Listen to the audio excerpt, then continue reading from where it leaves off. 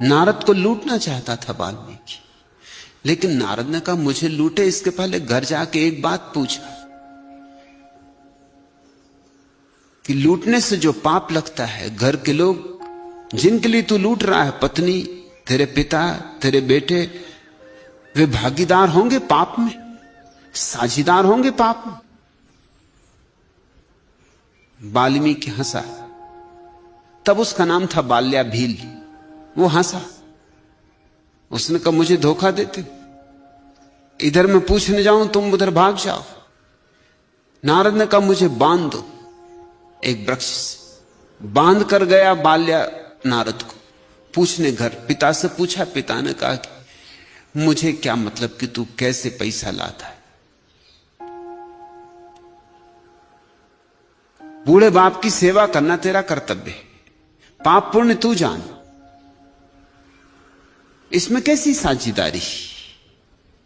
मैंने कभी तो उससे पूछा भी नहीं, न कभी पूछूंगा। तू कैसे कमाता है ये तू सोच। पत्नी ने कहा मुझे क्या पता है, मुझे विवाह कर लाए थे, तब से तुम्हारा कर्तव्य है कि मेरी चिंता करो, मेरी देखभाल करो। मैं तुम्हारा घर संभालती, तुम्हारा भोजन बनाती, तुम्हारे बच्चे पालती, तुम्हारे पिता की सेवा करती, और क्या चाहते हो? इतना बहुत है। पाप पुण्य का हिसाब तुम समझो। बेटों ने कहा हमें क्या पता, तुमने जन्म दिया,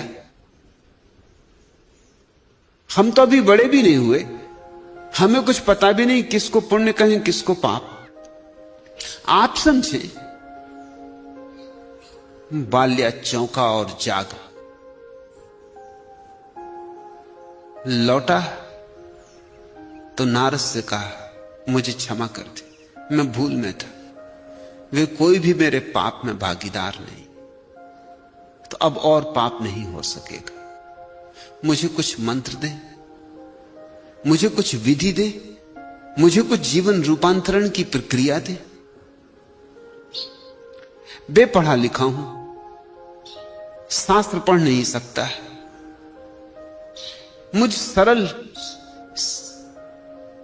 सीधे साधे आदमी को, ग्रामीण आदमी को भी कुछ उपाय हो तो बता दे।